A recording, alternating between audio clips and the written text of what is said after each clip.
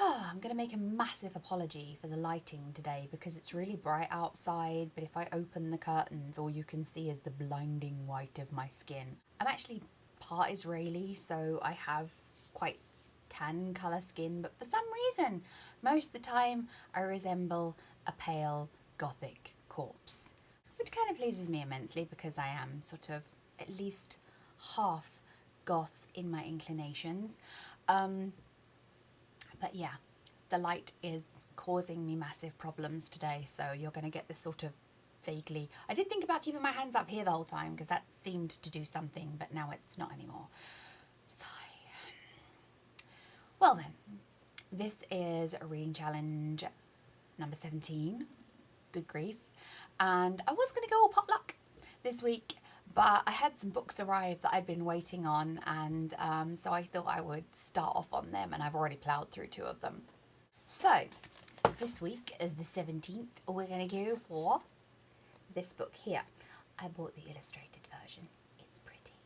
And this is the book that became a movie. Of course, it hasn't become a movie yet. It's going to become a movie next year. So, maybe a little bit ahead, but I wanted to read it, so there. And this is, of course, based on an idea by Siobhan Dowd, who very sadly died, and is written by Patrick Ness. And it's a YA, and at first when I started reading it, I thought it might just be a little bit too young, because the language was a bit simplistic and young, but it is absolutely not too young. It broke my heart into a million pieces. It is a gorgeous book. Absolutely and utterly gorgeous and heartbreaking.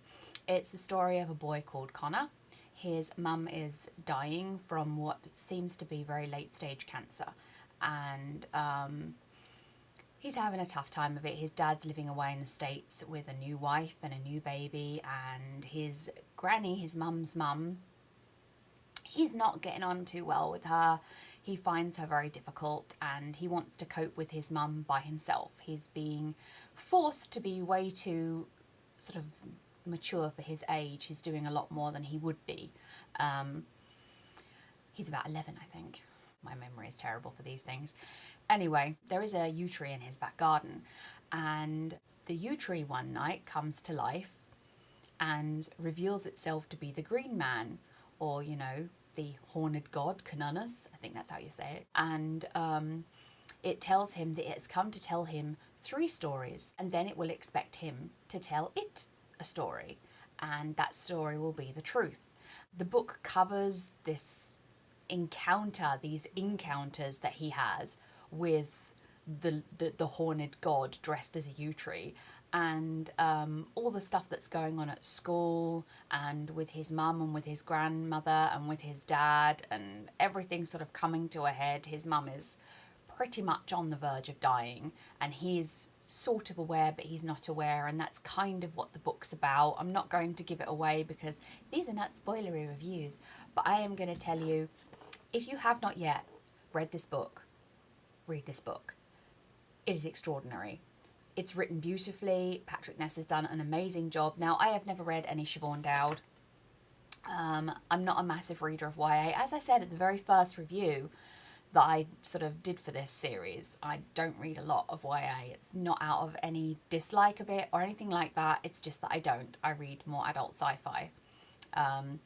But I am definitely looking into reading more YA, as I think it's doing a lot of exciting stuff right now. And this is just extraordinary. And as I've said, I'm going to find some of the illustrations in it are beautiful. I mean, they're sort of like wild and dark and awesome. I really, really like them. And I'm really glad that I decided to get the illustrated version rather than the non-illustrated version. I think that would have been a massive mistake. So, yes, it is a profound and touching and moving and heartbreaking story, and it is definitely not too young. The stories that are told to Conor and the story that he's expected to tell are not childish stories. This is not a book that deals with a child potentially losing their mother in a sort of childish fashion. It does not pull its punches, and I think that's wonderful. And so that is The Monster Calls, and I would highly recommend it. As I said, if you haven't read it, bloody well go and read it. It's awesome. Next week I'm going to be carrying on doing these surprise arrival books. I'm going to be doing Day 3 by Sarah Lotz, and I was looking forward to reading that. Not sure what I think of it, and I will discuss why that is with you next Friday. Thank you for watching.